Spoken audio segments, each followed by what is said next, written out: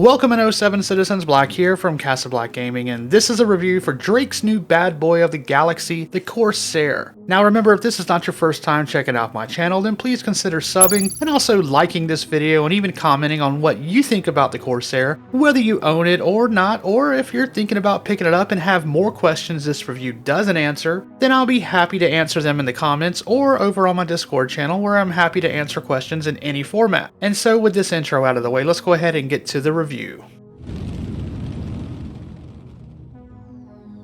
First here on the screen are the stats for the Corsair, which is tagged as a large multi-crew exploration ship. The Corsair comes fully loaded, especially for the pilot, which gets to control 4 size 5 hardpoints, which comes stock with 4 size 4 laser cannons. There are also 2 more pilot-controlled sized hardpoints that sport 2 size 3 laser cannons, making this some serious firepower, but more on that later in the review. If you have a couple of shipmates, they can jump on either of 2 size 1 man turrets that each have 2 size 2 laser repeaters for a total of 4 guns if both are manned. The Corsair also comes with 2 size 4 missile racks, each supporting 2 size 3 missiles, giving you a total of 8 out of the gate, and certainly you're able to swap those missile racks to change out how many missiles you have armed, or for more on those options you can check out my Corsair loadout video that I have linked at the end of this video. The ship dimensions are 55 meters in length, 27 meters across its beam and width, and then 31 meters in height. The crew size is 1 to 4. The combat speed is unknown meters per second, as is the max afterburner speed as of this video, but it's a slow ship to put it bluntly. The cargo is 72 SCU, and the ship claim time at the ASOP terminal is 13 minutes and 30 seconds, which can of course be brought down to 4 minutes 28 seconds for just under 6,700 credits if you cannot wait. The ship components are 1 size 3 shield, 2 size 2 coolers, 2 size 2 power plants, and 1 size 2 quantum drive. There are 40 thrusters for stabilization and maneuverability, and there are 2 size 2 hydrogen fuel tanks and 2 size 2 quantum fuel tanks.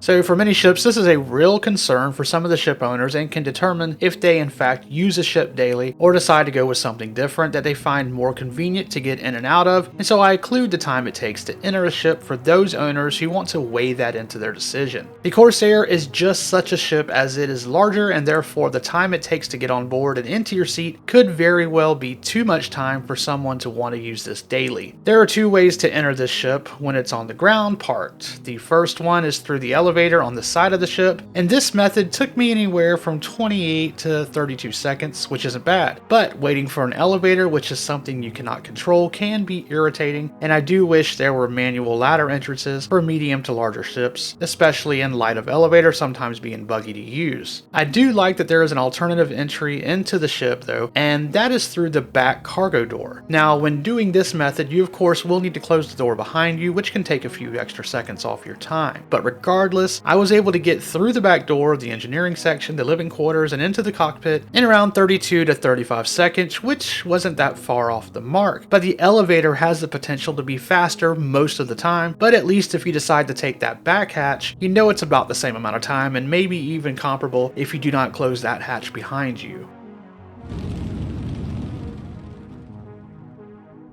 Now here is where the Corsair really shines. You not only get 4 beds, but these beds are also in their own contained bunks, with the captain's room only being slightly larger than the crew's rooms, giving off a sense of almost equalness, so the crew is not reminded too often that their captain is way beyond them. Not only does the crew get their own bunk, but they also get a nice storage closet in each room. The mess hall area is inviting in the center of the living quarters with a nice open kitchen area, and the bathroom stuffed into the corner out of the way. Overall, the living area is quite nice, but that's not all the ship offers. Everything from the cockpit with its extra display screens and then the storage containers within the area are just more examples of utilizing the space to its maximum potential. With the captain's quarters placed near the cockpit area, that is just another well thought out move by the developers. Moving on next to the cockpit is this section where the 2-man turrets are located. Now what I like about this layout is that they're easy to find and get to without trying to frantically worry about which corridor you need to go to, as can happen with some of the larger ships, especially when stuff is hitting the fan and every second counts. Now moving on to the engineering section, things get interesting and you get an almost submarine layout feel here, and once ship resources goes online, this will probably be a hotbed for fun gaming activity. This area also highlights one of the coolest features of this ship, which is that each room has its own light switch. So it's not a one switch for the whole ship type of thing, but each crew quarter has its own light, and the mess hall and bathroom all have their own. The little weapons locker room here off to the side of the engineering deck has its own light as well, and I love this little armory and how once again all of the space feels like it's being utilized to its fullest potential. I also like the fact that all of these spaces are on the same floor. Even though if you're using the cargo entrance as your way to get onto the ship and up to the cockpit, you're having to go through doors and around this engineering center section, but it still feels nice to be on that same floor level. Now moving on from the engineering section, we have the cargo bay, which once again is utilized fully. The shield generators are stored here, and I really like the little entrance with the steps to go up from the garage cargo area up into the ship. The cargo door is also nice and wide, and I was able to fit a few different variations of land vehicles inside, with space usually at the very back for something else like maybe a hover quad if you can get one inside and get it off the spawn pad to actually use. The cool thing is if you get the vehicles in here tight and are not able to squeeze through to get up to the door, you can always just exit the back of the ship and go through the front elevator. So yeah, there's options. Even though we have other ships with more space or even similar space, I'm not sure that those other ships are truly maximizing their area quite like the Corsair.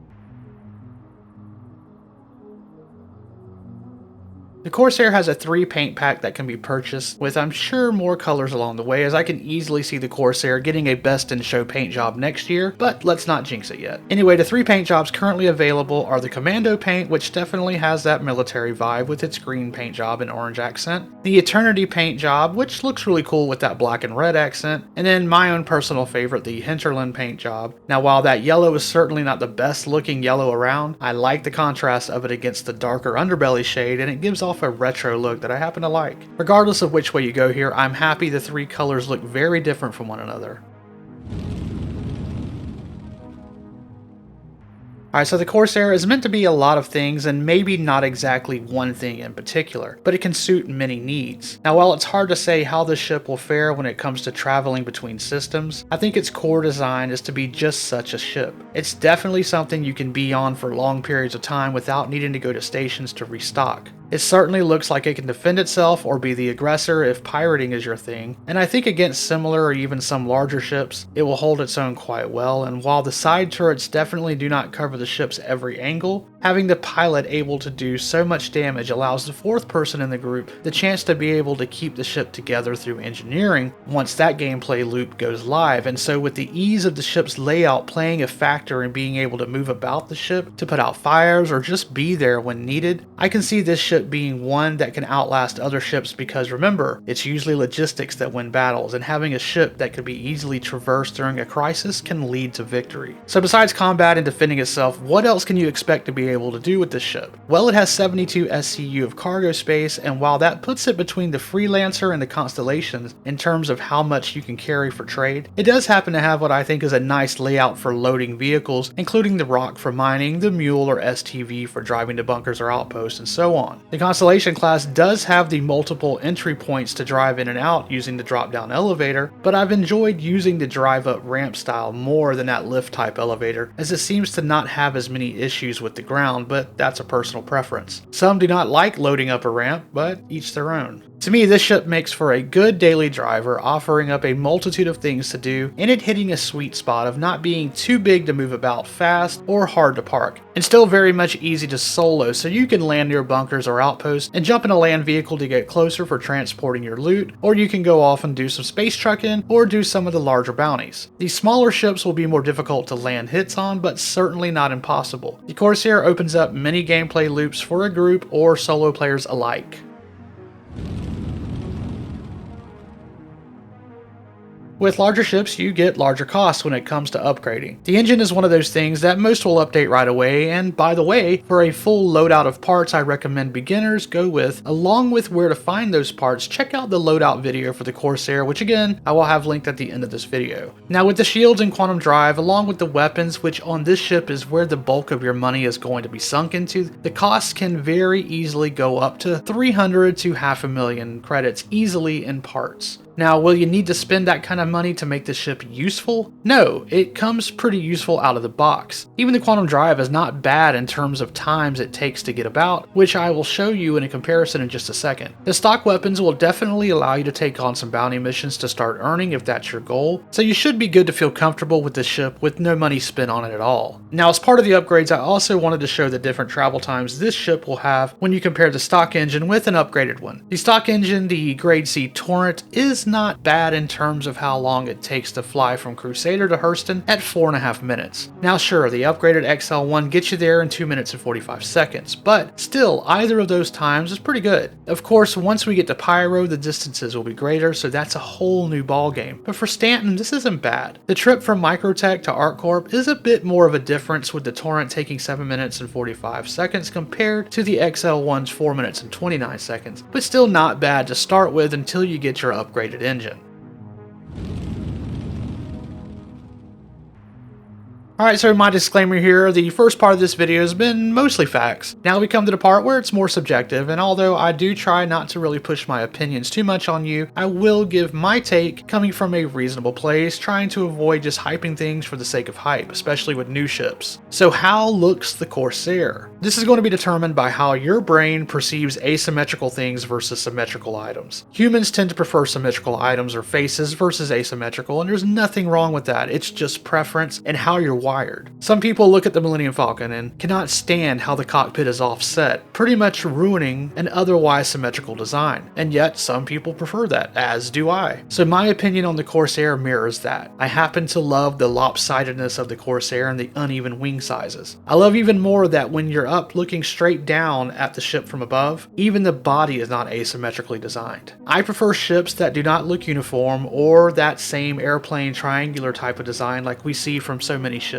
This ship ticks all of those boxes for me, and so from my point of view, that is how I feel about the looks of this ship, and it's one of my favorite looking ships. Now, does that mean I think it functions well based on looks alone? That, my friends, is what we call a segue into the next exciting chapter of this review.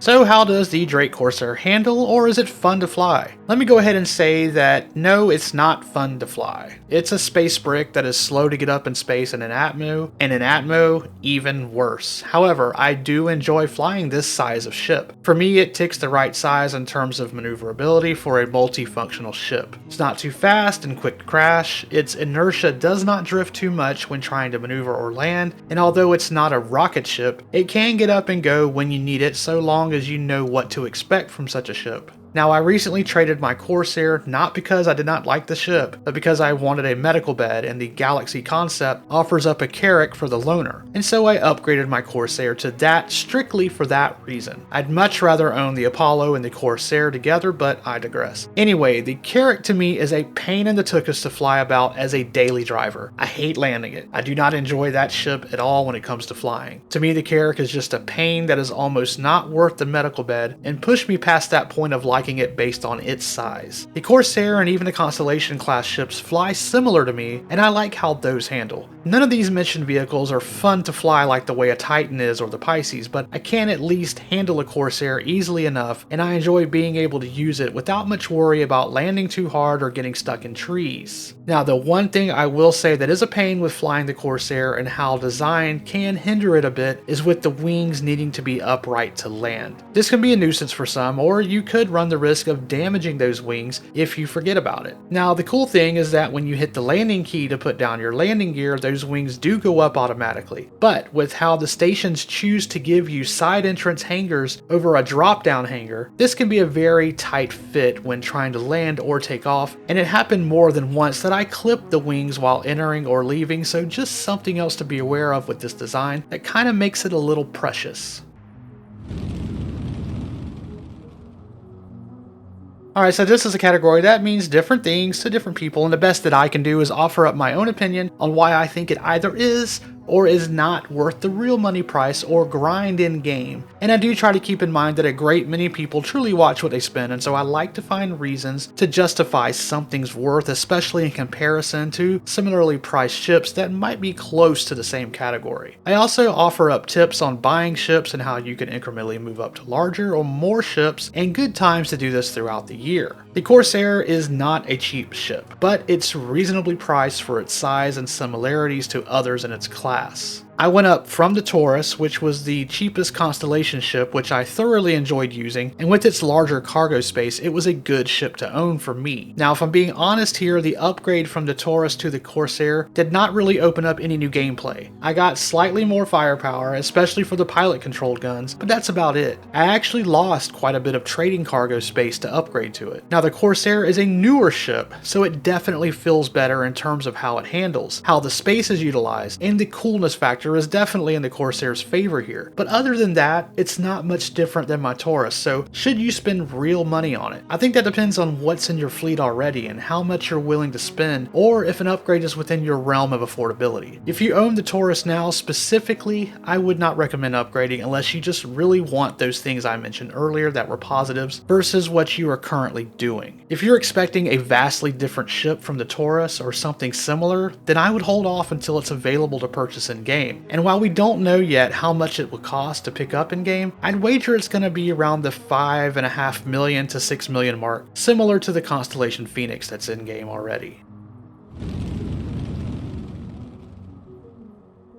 Alright, so here we are at how I think this ship could be made to be more useful or more improved. Now, I cannot see this ship getting variants, at least not for some time. I guess it could get some different variants at some point, but medical or dropship variants just don't really make sense to me with this design. As far as improvements, I mean, I'm not sure how to really improve on what this ship can do already. It is exactly what it is meant to be, and I can't think of anything to really make it better. I know some will say that it could use some maneuvering changes or some nerfs to the pilot-controlled guns. The turrets could be better place to cover some of the weak points, but that would take a serious revamp of the ship, and there are far more important revamps that need to happen, never mind those concept ships that really need to be completed. Now, I think the Corsair is good as is. Now, if you guys have suggestions, I'd love to hear them down below.